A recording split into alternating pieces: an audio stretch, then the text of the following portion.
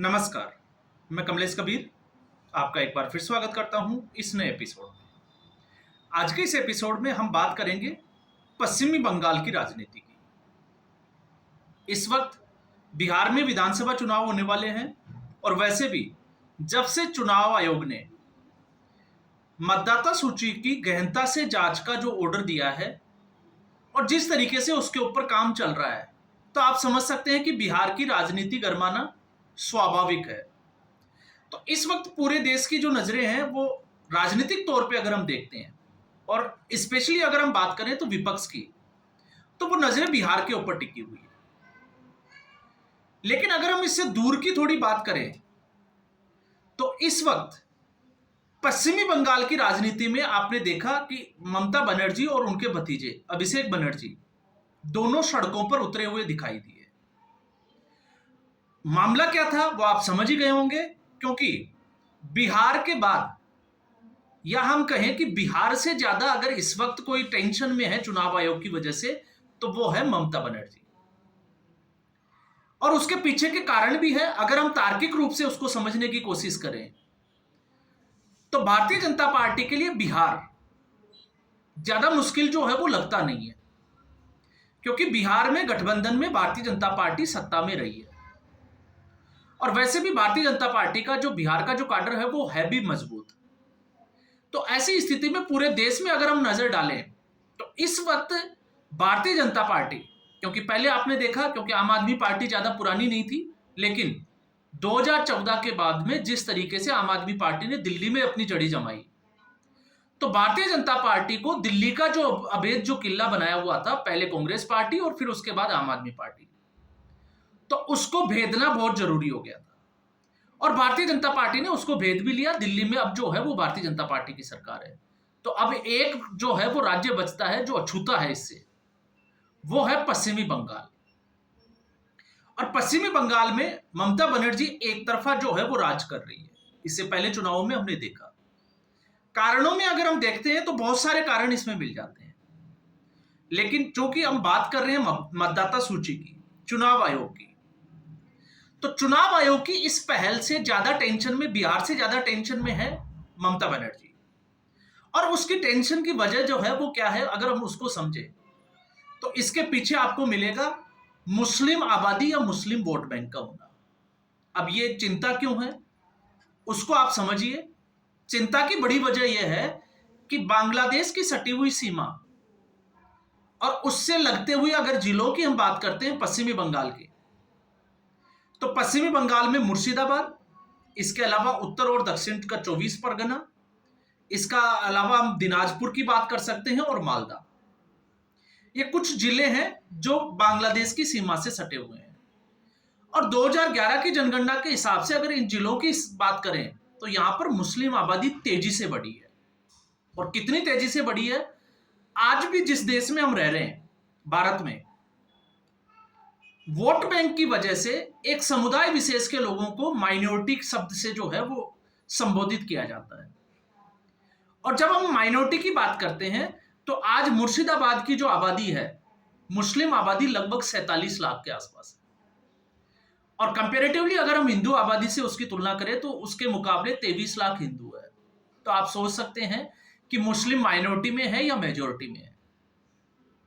और एक आंकड़े के हिसाब से अगर आप देखोगे आजादी के बाद से, तो जिन जगह के ऊपर जहां पर डेमोग्राफी चेंज करने की पूरी कोशिश की गई है, वहां पर हिंदू आबादी घटी है और मुस्लिम आबादी उतनी ही तेजी से बढ़ी है।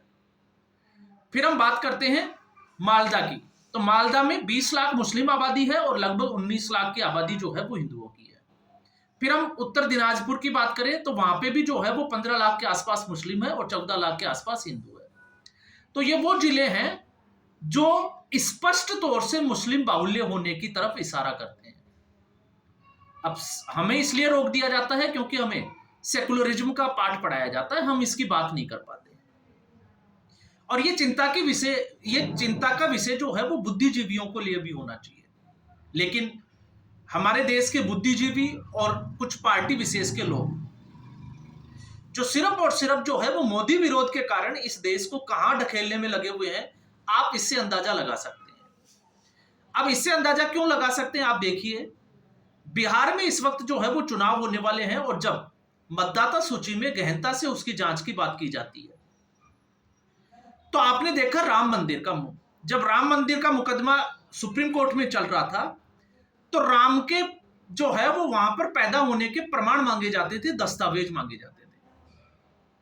लेकिन जब सीए और एनआरसी की बात आई तो इन लोगों ने दस्तावेज दिखाने से मना कर दिया। और जब एनआरसी की हम बात करते हैं, सीए का आपने देखा होगा शाहीन बाग, जानबूझकर दिल्ली को दंगों में झोंका भी गया उसी वजह से। और उससे भी बड़ी बात यह थी कि सीए जो है वो उस वक्त नागरिकता देने का कानून था, नागरिकता किसी की लेने का कानून नहीं था, लेकिन फिर भी लोगों को भ्रमित किया गया। तो इससे आप अंदाजा लगा सकते हैं कि हमारा जो देश है वो किस परिस्थिति से गुजर रहा है, और ये क्यों जरूरी हो जाता है। ये इसलिए जरूरी हो जाता है क्योंकि अगर हम फैक्ट्स पे तो बात करें, तो फैक्ट्स की अगर आप देखोगे तो फैक्ट्स ये कहते हैं कि जो अंतर्राष्ट्रीय सीमा से लगते हुए कुछ राज्य हैं, जिनमें पश्चिमी बंगाल मुख्यतः, उसके बाद बिहार आता है, असम, उत्तराखंड और उत्तर प्रदेश, और जो अंतर्राष्ट्रीय सीमा से लगते हुए जिले हैं इन राज्यों के, वहां पर डेमोग्राफी तेजी से चेंज हुई है। और जब हम इस डेमोग्राफी की बात करते हैं, तो आपने देखा पश्चिमी बंगाल की हम बात कर रहे हैं, तो पश्चिमी बंगाल में 2006 तक जिसको हम रोहिंग्या वोटर कहा जाता है, ये लेफ्टिस्ट के साथ जुड़ा हुआ था, वामपंथी पार्टियों के साथ। तो लेफ्ट की विचारधारा से प्रेरित था, लेकिन फिर धीरे धीरे 2011 और 2000 उसके बाद 16 में ये शिफ्ट हुआ टीएमसी की तरफ। और जब से ये वोट बैंक टीएमसी की तरफ शिफ्ट हुआ है, उसके बाद से टीएमसी को हराना मुश्किल ही नहीं, लगभग जो है वो नामुमकिन नजर आ रहा है। तो ऐसी स्थिति में ममता बनर्जी को लगता है कि अगर इसमें चुनाव आयोग कामयाब हो जाता है तो बहुत सारे लोगों के नाम जो है वो मतदाता सूची से काट दिए जाएंगे। क्यों काट दिए जाएंगे? क्योंकि उनसे प्रमाण मांगे जाएंगे। अब इसका दूसरा एंगल आप देखोगे तो नागरिकता से जोड़कर भी देखा जाए, लेकिन मुझे लगता है कि इसको अगर नागरिकता से जोड़कर भी देखा जाता है तो भी इस देश के लिए ये एक अच्छी चीज है कि ऐसा कुछ होना चाहिए। अगर ऐसा नहीं है तो सुप्रीम कोर्ट और केंद्र सरकार ने जिस तरीके से इससे पहले भी जो है वो सुप्रीम कोर्ट में अपने बयान दिए हैं, अपनी दलीलें रखी है, वो ये है कि भारत में जो है वो जबरदस्त तरीके से घुसपैठ हुई है। फिर चाहे आप असम का जो है वो सुप्रीम कोर्ट में असम सरकार का हलफनामा ही क्यों ना हो। तो जब सरकार इस चीज को स्वीकार कर रही है तो फिर इन बुद्धिजीवियों के और इन पार्टियों के पेट में दर्द क्यों है?